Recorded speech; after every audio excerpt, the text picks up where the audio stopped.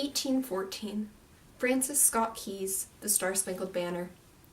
Oh, say, does that star-spangled banner yet wave o'er the land of the free and the home of the brave? 1832. Samuel Francis Smith's My Country 'Tis of Thee. From every mountainside let freedom ring. 1983. Lee Greenwood's God Bless the USA. And I am proud to be an American, where at least I know I'm free. When speaking of America, it is nearly impossible to not speak of freedom.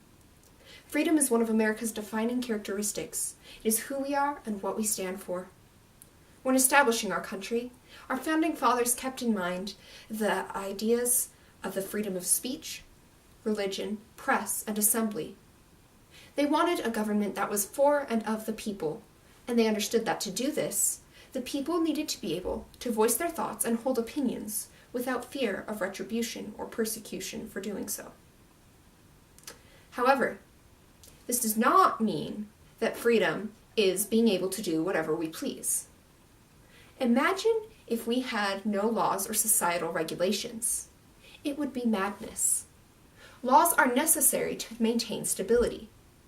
But as Americans, we still have rights. We can still express our thoughts. We can still hold opinions.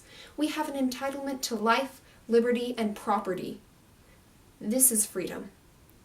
It is a growing misconception that freedom means entitlement or an exemption from consequences. But this is not true. American philosopher Elbert Hubbard once said, "Responsibility is the price of freedom." Every day, brave men and women fight and die to maintain our freedom. How will we use it?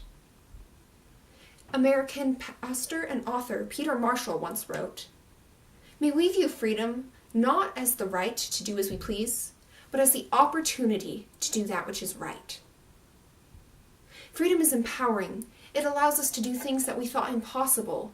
It gives us the opportunity to do good. In 1849, Harriet Tubman escaped from slavery. She lived in a time where she was being denied freedom because of the color of her skin.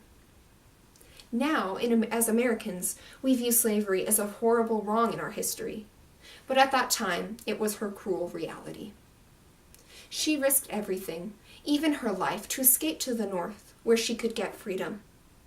It was a long and arduous journey, but she made it. She won her hard-earned freedom.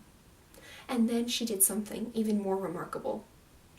She looked outside of herself and saw that she had an opportunity to do good with this newfound freedom.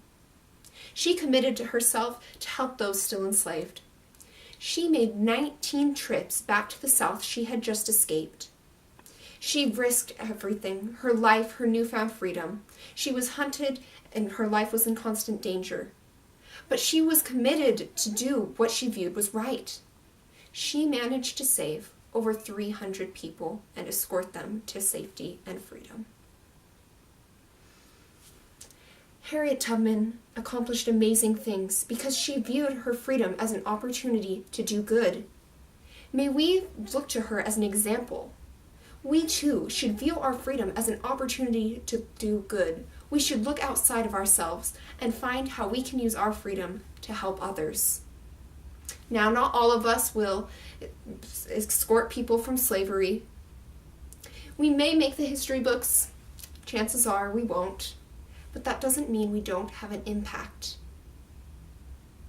If we fall victim to the misconception that our small efforts have no impact, we won't be able to accomplish anything. But we do have an impact. Every time you write to your senator, you are using your freedom of speech to fix something you see as wrong. You are using your freedom as an opportunity to do what is right. Every time someone does humanitarian work, they are using their freedom to do good, to help others. Every time we recognize that freedom is not being able to do as we please, we are making an impact. This is America, land of the free, where freedom rings from the mountains. And I am proud to be an American, because here I have an opportunity to do good. May we look to these examples, but may we also be examples. we can accomplish so much good. Because Peter Marshall was right. Freedom is not the right to do as we please. It is the opportunity to do that which is right. Thank you.